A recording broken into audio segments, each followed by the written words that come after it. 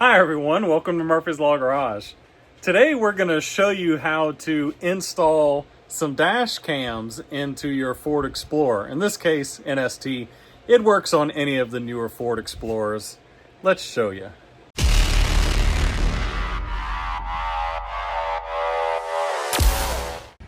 Alright, so I'm kind of a big fan of ROVE.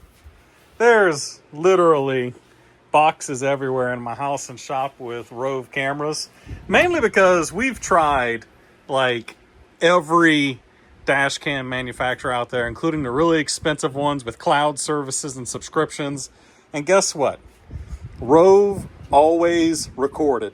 All of the other ones, they always had a problem. You're always missing video, trouble getting to it, paying money for subscriptions for cloud storage, and the ROVE camera just always records. It's always there. It always works. The picture is beautiful. We use them when drag racing.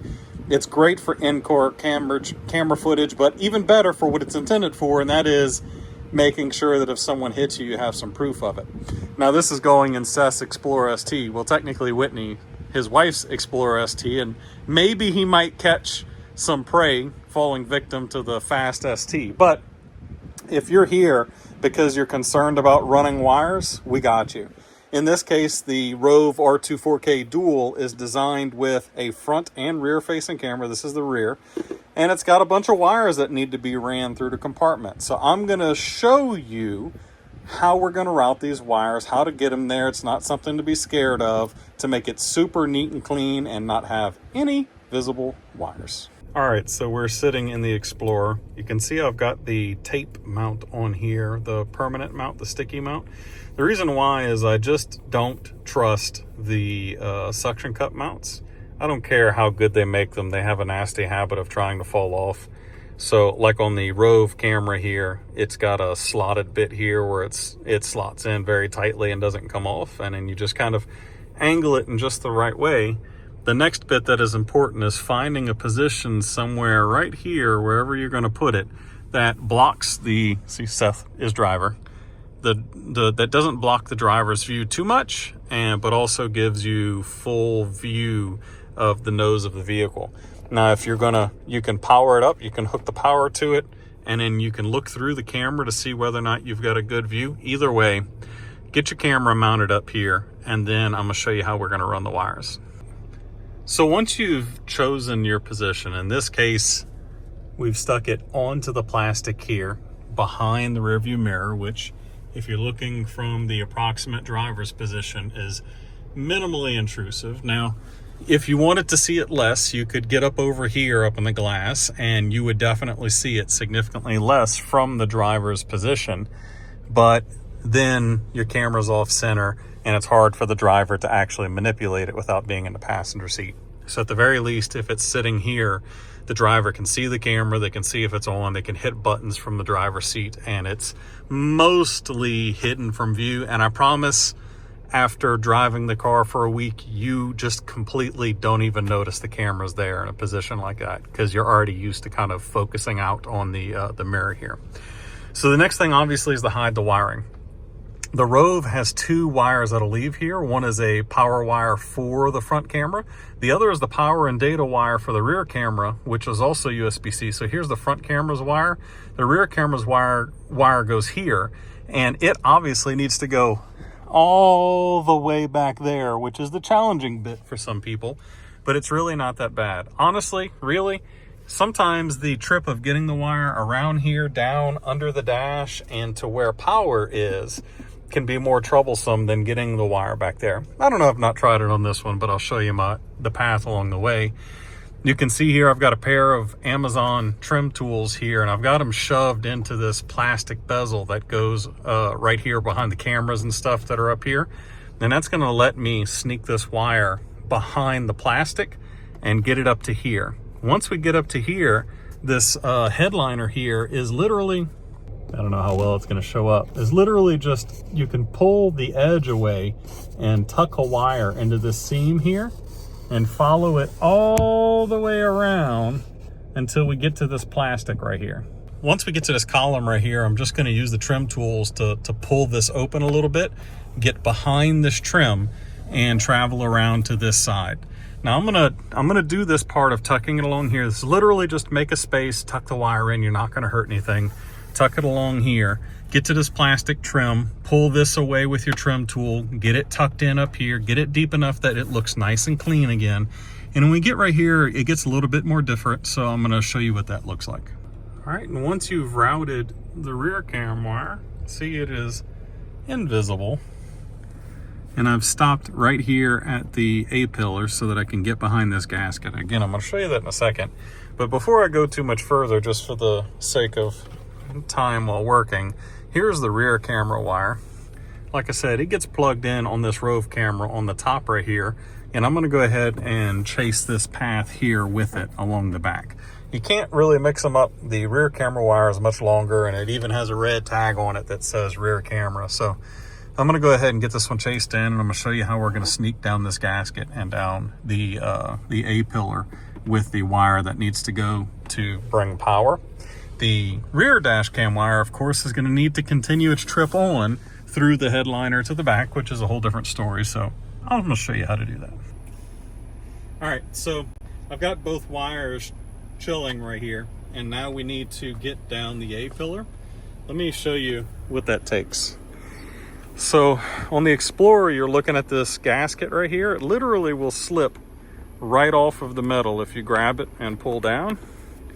So that's what I'm gonna do. I'm gonna grab it and pull this guy out, going all the way down. So right there, see where this plastic seam is? We can now get our way back and around this. And then whenever you go with the rear dash cam wire, you're gonna need to continue to open this up so that we can continue to head behind the plastics heading this way. So what I'm gonna do is I'm gonna take this wire and I'm gonna get behind the plastic, and I'm gonna tuck in here, in here, in here, in here, in here, in here, in here, get behind this plastic, get it in there, see that opening? Through here, and then turn the corner up under the dash. Once it's up under the dash, I'm gonna show you how we're gonna shoot across to the other side. All right, I am laying down in the passenger seat right now. I just want to show you, if I get up at this angle like this, you can see there's a bit of an under tray trim that goes across the bottom here. It's the perfect place to hold this wire. So I'm gonna lay it inside the lip of this under tray trim all the way across the bottom of the glove box until I can get right here. This is where we need to get so that we can round the corner and work our way up into the center console. All right, I know you see a wire here, but that's for a baby cam that's going to the back. But my wire has gone under this trim, in here, in this seam, all the way around until it pops out in here. Now, if you hold the wire on this side real tight and you lay your wire in the seam and do like floss and kind of pull back and forth, it'll pop very deep down in there out of the way of the door. Then you can come all the way around. You're gonna have probably about a foot of slack right here. You can actually bundle it up and tuck it behind the trim here up into the dash, and it's gone. Now, again, don't pay attention to this wire. This is for a baby cam, but you can see just how clean that wiring looks. Just doing the front cam, that's it. You can see that we've plugged it in. It's powered, it's operational. There's a mess down there because the baby cam is hooked back up again, but that's all tucked, it's all hidden. I put the gasket back in place, and you can't tell that a wire leaves there, comes here, looks beautiful. But if you're coming on the rear dash cam adventure with us, well, we got to deal with the rest of this wire.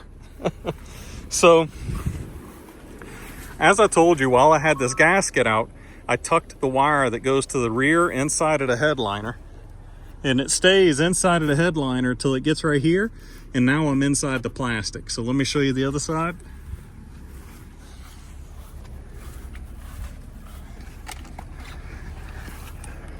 Whoop. I'm gonna continue to replicate that process. I'm gonna use my trim tool, get myself behind this piece of plastic. I'm gonna pop this gasket out here, get behind the headliner. And then you can see in the rear here, I gotta do it again. I'm gonna follow the plastic around. I need to tuck behind the headliner. There's no gasket here, it's just glass. I'm gonna show you once we get back to there. All right, you can see here, I'm all the way in the back of this thing. I've come all the way around this trim plastic, and here's my wire chilling. So I need to continue, just like we did on the front windshield, I'm gonna tuck behind the headliner, but then I'm gonna get behind this plastic here. I'm gonna come all the way around, and that's gonna get me to right here. Once I get right here, I'm gonna stop and show you some things, because we're gonna pop this gasket out. We need to get inside of this guy right here so that we can get that camera right here. So let me get to right here. We'll pop this gasket out, and I'm gonna explain to you how you get through this little accordion here so that we can get the camera up here. Like I told you, I came all the way around. I've got my wire waiting here to enter into the headliner. You want to pull this guy off. It comes straight up. It's got some glue on it, so it's going to be sticky and a little hard to pull back. But clearly you can see here, I now have a path to get behind the headliner and move over. But we need to get under the headliner, round the corner, and get into this guy right here, so that we can push a wire all the way through this wire channel. Now this wire channel is literally just pushed into both of these, and you can pop it out of here. So I'm gonna take my trim tool, usually it's from this end, and I'm gonna pry at it until I can pop both ends of this out. And then I'm gonna take my wire and I'm gonna get inside the headliner here, pull it down some so I can reach in, and pass the wire through this hole, and then I'm gonna bring it back when I'm fishing it through this guy right here to make it into the tailgate. Whenever you pull this boot off right here, it may separate the rubber from the inner plastic liner like this. That's fine. At the very least, you can see here how that's held in. It's in there pretty good. And in fact, it's probably easier with the rubber out so that you can get in here and push on each one of these tabs. As long as you get the left, right, and bottom one out, it'll pop right out of here. And then before you put it back in, you're just gonna put the rubber gasket back on the plastic. It's gonna be the same thing for this guy. Here, here, here, pop this guy out, and then you'll have the wire path, the chase open. So I'm gonna get both ends off, and then like I said, I'm gonna carefully, because of that glue, pass my wire through and up into here. Now, I wanted to say that if you do get some of this glue on you, it's not impervious. I've got some super clean degreaser on a chamois cloth here, and it takes that glue right off. But if you just try soap and water, it's not gonna touch it. So you might even, it'd be smart for even us to do it, but get you some painter's tape and put a layer of painter's tape over this so that the glue can't attack you.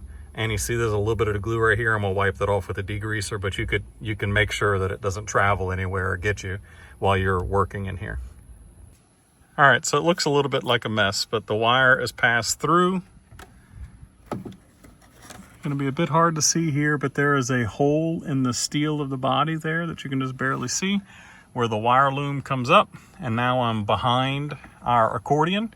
Now I need to pass this wire through the accordion. Sometimes you get really lucky and you just kind of wiggle and it'll walk its way through. Other times, if you're not lucky, you might need to use like a piece of fiberglass fish tape like this, or a metal coat hanger rod, or anything like that that's stiff that you can push through. Use some electrical tape onto it and pull it backwards through this right here. It's going to be the hardest part, is getting through the accordion. So once you're through the accordion, it's a quick jump up into the plastics here and to get our camera mounted right there. That, and because you probably won't, the wire refused to round the corner here. That almost always doesn't. So you can see that fiberglass fish rod is sitting on Seth here. We've just carefully straightened the tube out in such a way that this guy could pass all the way through. And now I'm going to tape my wire onto the end of it right here and then pull it all the way back.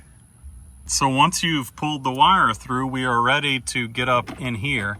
This center trim right here, literally you can just reach with your fingers behind it and then carefully pull down from this end, moving to the other end, and it will pop one of these clips out as you go. You can see where they are, so you can put your hand behind them and brace them until this trim is out of our way. Once that trim is out of our way, it's actually going to be pretty easy. We're going to stick the wire into this hole, and we're going to get it to get somewhere over here. We don't even need to mess with this trim, somewhere over here, so that we can then get out and stick our camera right here. All right, and just like that, I've entered in here, and I just loosely pushed the wire into here. I caught it here, I turned around, I pushed it to here, and then I pulled it out and then pushed it to here, passed it under this wire loom, and now you can see we are sitting under the middle of the glass here. Ford even was nice and put us a mark here in the center of the glass. So next thing is going to be to mount the camera, plug it in, and then we can start putting our plastics back in. Or I might even actually put the plastic back on and then show you the mounting of the camera after the plastic's on, because you can just actually take this extra wire and tuck it back into the plastic. All of the extra wire we've got sitting right here is just going to get stuffed into the headliner where it'll stay nice and quiet and not rattle around. Well, fuck. Excuse my French if your kids are watching. So you might want to be careful when you pull this wire through the beam up here, the body, that you don't accidentally capture the seal. And if you're wondering, well, most seals there's a slit in the bottom. Ford glues theirs together. So yeah, it's going to be way easier to pull this wire loose going to the front of the car and then come back with it than it will be to refish all of this. You can see I actually popped the plastic trim back in, and we were about ready to show you sticking the camera, but intermission while we undo our stupid.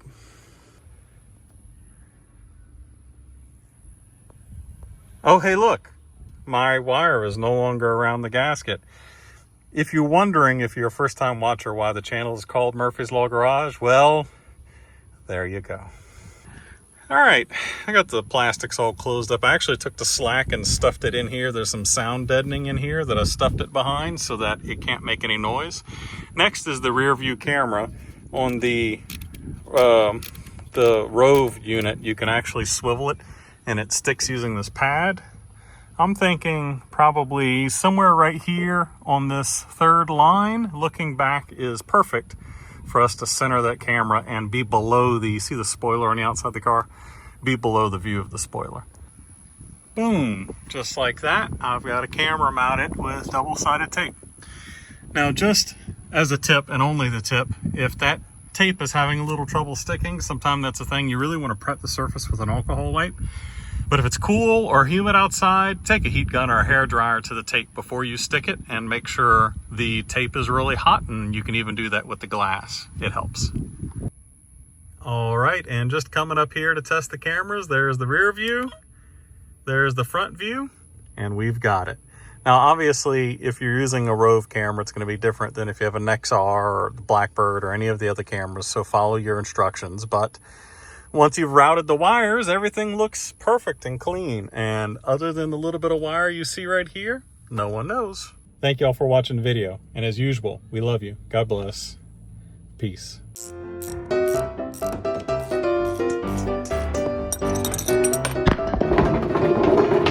Dang it.